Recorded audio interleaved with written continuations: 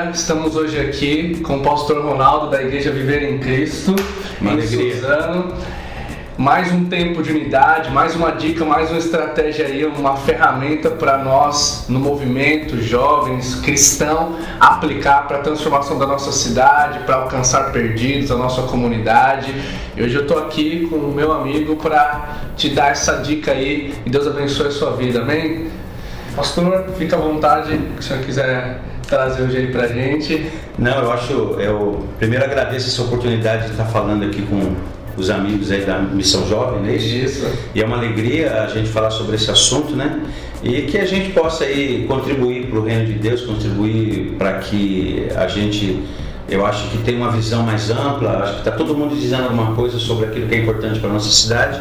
Eu acho que vai ser legal sim, né? E você hoje você que vai me sabatinar aqui hoje. Eu vou mediar. O que, na opinião do pastor Ronaldo, a igreja em Suzano, ela pode oferecer, pode fazer, pode se comportar para uma transformação ou melhoria a nível de cidade, a nível de esfera da sociedade e o alcance dos perdidos, porque esse é o papel da igreja, o alcance dos perdidos, né? Que na opinião do senhor, como pastor da igreja, como um pastor que é referência para nós, tem como dica aí para trazer para nós, principalmente nós jovens do movimento, né? Não, então, eu acredito da seguinte maneira, eu até falei com você, a gente conversando, eu falei sobre a minha praticidade. Eu sou muito prático na minha maneira de ver, na minha maneira de crer. E eu acredito que a melhor maneira de se influenciar é através do nosso comportamento. Eu acredito que comportamento influencia. Até porque nós temos aí uma frase que alguém disse que palavras convencem e que os exemplos arrastam. E exemplo está associado ao quê? A comportamento. Então eu acredito muito no comportamento. A gente ouve hoje em dia falar muito sobre modelos de igreja, ou seja, qual é o melhor modelo. E eu acredito que o melhor modelo está na Bíblia. E não é difícil da gente perceber esse modelo. É a gente ir para a Bíblia, Atos 2, Atos 4, onde fala da igreja primitiva. Eu acredito que essa igreja, ela seja o melhor modelo para aquela igreja que queira, de alguma maneira, fazer um trabalho relevante. Porque a igreja primitiva fez um trabalho relevante. Por que ela fez um trabalho relevante? Porque havia um nível de comprometimento muito alto naquela igreja. Comprometimento com aquilo que se ouvia, com aquilo que se ensinava, comprometimento com a comunhão, comprometimento com a sociedade em que eles viviam, porque ali diz que aquela igreja, ela caía na graça, ela caía na alegria daqueles que não eram cristãos. É verdade. Olha que coisa bacana. É um dos textos que eu mais gosto na Bíblia. Por quê? Porque ela mostra a possibilidade, porque a gente foi entendendo e a gente foi aprendendo e é claro que isso está escrito e é claro que isso acontece. A igreja nunca será amada pelo mundo.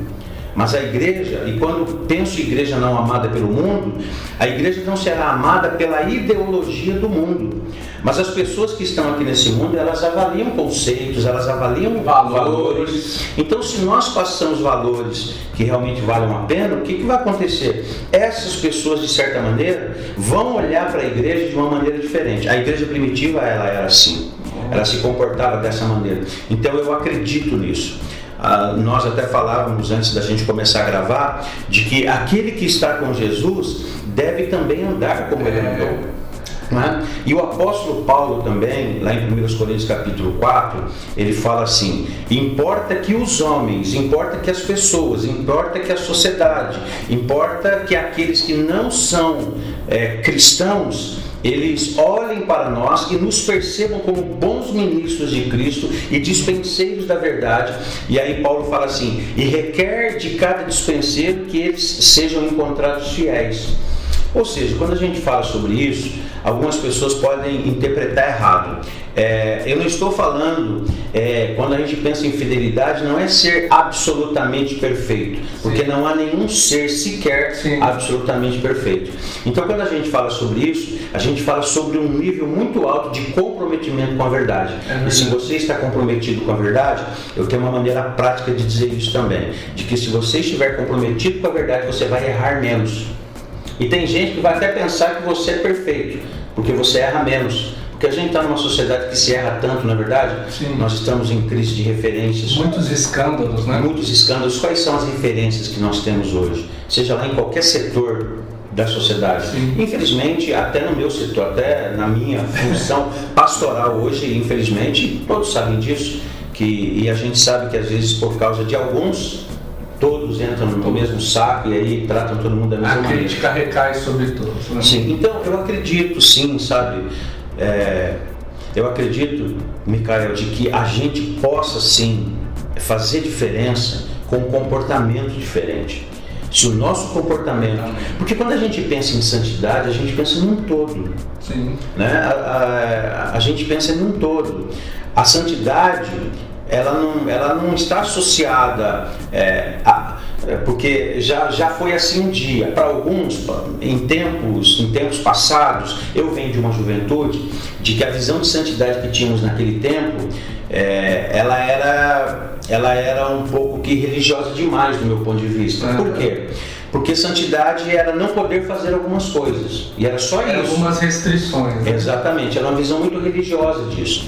Então a gente vai desenvolvendo, a gente vai crescendo em Deus e a gente vai aprendendo de que a santidade, ela é necessário que ela se faça presente em todos os setores da nossa sociedade, em todas as áreas da nossa vida. Ela não é restrita a um lugar, a um momento, ou seja, a santidade não está restrita a um templo, a santidade ela deve estar associada a qualquer lugar. Exemplo, eu gosto muito de jogar futebol. Deixa eu deixar claro. Eu sei. Eu gosto muito de jogar futebol. Quando eu me converti, eu jogava no Juventus. Então, eu queria me profissionalizar na época e até hoje eu gosto de futebol. Minha esposa brinca comigo e diz, e aí, até quando você vai jogar? Eu falei, olha, eu vou jogar até o final da minha vida. Quando eu for para a terra do pé junto, eu paro. Né? Brincando com ela, né? Mas eu vejo o seguinte, lá no campo eu posso ser santo, e eu sou santo lá. A santidade lá, a caráter de Deus lá, a caráter cristão lá. Eu já trouxe muitas pessoas através do futebol a Cristo. Então a gente pode ser santo em vários setores da nossa vida. Então a gente precisa desmistificar isso. É verdade. Certa vez uma pessoa falou, pastor, eu separo muito bem a minha vida espiritual da minha vida secular. Vida espiritual e secular andam juntos. Elas não mudam, elas são iguais. Então, filho de Deus só num lugar, né? Exatamente, nós somos filhos de Deus em todos os lugares, não é verdade? E quando a gente se comporta dessa maneira, então a gente influencia. Eu lembro de Eliseu e a Sunamita, né? A Sunamita, junto com o marido dela, eles olharam para Eliseu e a mulher falou para o marido, está vendo aquele homem ali? Ele é um santo homem de Deus. Por que Eliseu era identificado como um santo homem de Deus? Por causa da sua conduta, por causa do que falava e do que vivia. Porque é aquilo que a gente já falou, palavras vão convencendo. As palavras podem trazer uma imagem de nós mesmos, mas as nossas atitudes falam mais alto do que as nossas palavras. E eu acredito nisso, porque a igreja primitiva, ela caiu na graça do povo, ela caiu na graça das pessoas através de uma vida autêntica. Então, para mim, no meu ponto de vista, vida autêntica, vida prática, cristianismo envolve todo. Então tem que envolver todas as áreas da nossa vida. E ser cristão é ser como Cristo. Como Cristo foi. Sim. Isso não está. Eu acho que não está longe de acho que isso são uma das coisas até fundamentais sobre a vida cristã, né? Porque eu aprendi assim, né? Recebemos a Cristo, né, como Salvador, como Senhor, né? Alguém que vai aí conduzir as nossas vidas. E quando a gente olha para a Bíblia, a gente olha para os Evangelhos, né? Normalmente a gente ressalta a salvação, a morte, a ressurreição. São importantes, são aquilo que nos salva. Mas a vida de Jesus, ela também é muito importante. Como ele andou, como ele se comportou com os pecadores, com os religiosos, a forma sábia. Tudo ali é um exemplo para nós extrairmos dos textos e aplicarmos na nossa vida. Então, tão importante quanto a morte de Jesus, a ressurreição, eu também considero a vida dele, como ele andou, como ele se comportou, né? É o texto que o Senhor citou aí, 1 João 2,6. Aquele que diz que é de Jesus, eu sou filho, eu sou igreja, eu digo que eu sou de Jesus, eu recebi Jesus, então ande como ele andou, né? Nós temos um alvo, um exemplo aí a ser seguido. E não é uma coisa ruim de ser vivida, é uma coisa boa, porque a gente já sabe, você sabe disso, que a vontade de Deus, como disse Paulo, é boa, é perfeita e é agradável. É verdade. Poxa, uma coisa boa, perfeita e agradável, por que eu não vou me envolver com isso? Se é bom, se é perfeito, se é agradável, quer dizer, eu posso me envolver com isso, que vai ser bom para a minha vida.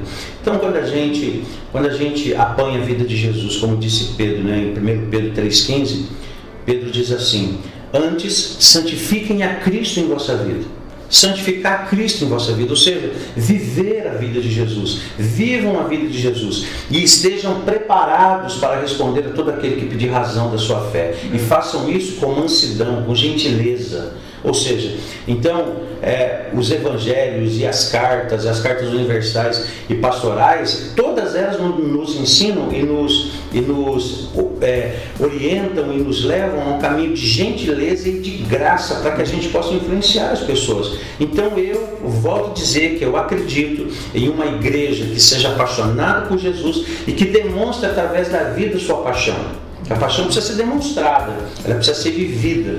Né? Alguém disse um dia para mim assim, que a santidade consiste em fazer a vontade de Deus com um sorriso nos lábios. Então santidade é isso. Santidade é fazer aquilo que é de Deus, não com um peso, mas com alegria. E se a gente faz com alegria, com certeza as pessoas vão ser influenciadas e vão chegar até nós e dizer: olha, eu quero Deus que você está me dizendo, eu quero o Deus que você está me dizendo. Assim como aquela mulher samaritana, né, que Jesus foi lá no poço, trocou uma ideia com ela. Samaritano e judeu não conversava, Jesus quebrava barreiras, quebrava situações, quebrava paradigmas, enfim. Um judeu falar com um samaritano já era difícil, um judeu com uma mulher, difícil também.